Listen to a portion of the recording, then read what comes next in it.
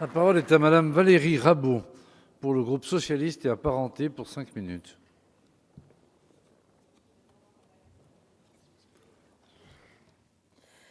Monsieur le Président, Monsieur le Ministre, Monsieur le Président de la Commission des Finances, Madame la rapporteure, mes chers collègues, la fraude et l'évasion fiscale constituent un poison pour notre démocratie tant elles abîment le lien noué au travers de l'impôt entre les citoyens et la collectivité nationale. Pour les citoyens qui payent normalement leurs impôts, il est insupportable de voir qu'il y aurait des situations d'impunité qui resteraient sans réaction de la part des autorités publiques.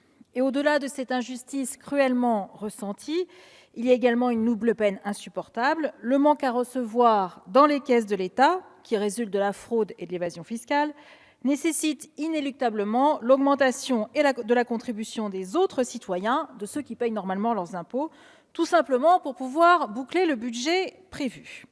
Depuis une dizaine d'années, les responsables politiques dans le monde, et plus particulièrement en Europe, ont pris conscience de la nécessité de muscler les outils de lutte contre la fraude et l'évasion fiscale. Sous le précédent quinquennat, de nombreuses avancées ont été enregistrées sous la pression de notre majorité d'alors et aussi grâce aux recommandations de l'OCDE. Alors je vais en citer quelques-unes. Le parquet national financier, qui permet à la justice d'avoir une compétence fiscale que la loi ne lui avait jusque-là jamais vraiment accordée et qui a une compétence territoriale nationale et une compétence matérielle limitée, notamment et exclusive en matière de délits boursiers.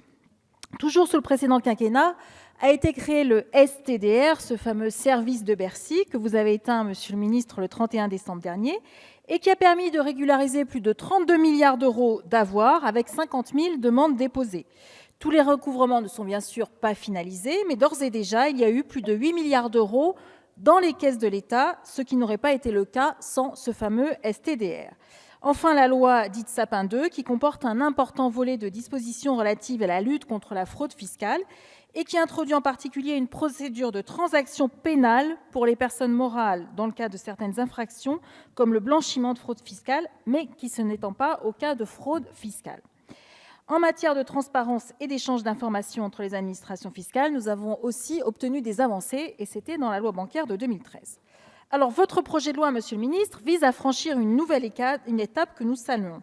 Afin d'en cerner la portée, permettez-moi quelques réflexions. Tout d'abord, votre projet de loi est-il plus ou moins ambitieux que ce qu'il fait au niveau européen?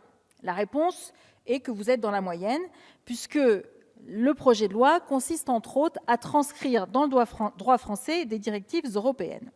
Deuxième question, votre projet de loi apporte-t-il des réponses nouvelles en matière de taxation des plateformes collaboratives, comme Airbnb, etc. La réponse est à la fois oui et non. Non, dans le sens où il poursuit ce qui a été enclenché sous la précédente législature. Oui, dans le sens où il prévoit de manière claire, et je tiens à le souligner, ce que seront les démarches à engager par les plateformes pour informer les contribuables sur leurs obligations déclaratives. À ce sujet, et au vu de la polémique née ce week-end par Le Bon Coin, je le cite, je tiens à préciser que information de l'administration fiscale ne signifie pas nécessairement taxation par l'administration fiscale.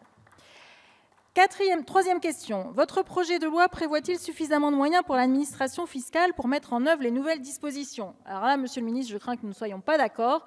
Et j'ai envie de dire que la réponse est non. D'abord, si on regarde l'évolution des effectifs à Bercy, prévus pour 2019, mais aussi enclenchés en 2017 et bien avant le quinquennat actuel. Ensuite, il semblerait que dans l'organisation de Bercy, vous ayez supprimé ou soyez en voie de le faire les services de contribuables, de contrôle des contribuables qui ont des très hauts revenus et qui jusque-là faisaient l'objet de contrôles réguliers. Monsieur le Ministre, sur ce point, nous sommes preneurs de votre réponse. Quatrième question. Votre projet de loi prévoit-il la fin du verrou de Bercy? Alors la réponse, nous saluons, au sein du groupe socialiste et apparenté, l'assouplissement qui est proposé par votre projet de loi. Mais nous souhaitons attirer votre attention sur 2 points. Tout d'abord, le verrou de Bercy n'avait aucune existence juridique avant, puisque c'était une jurisprudence qui découlait de la Cour de cassation. Donc avec ce texte, on lui donne une existence.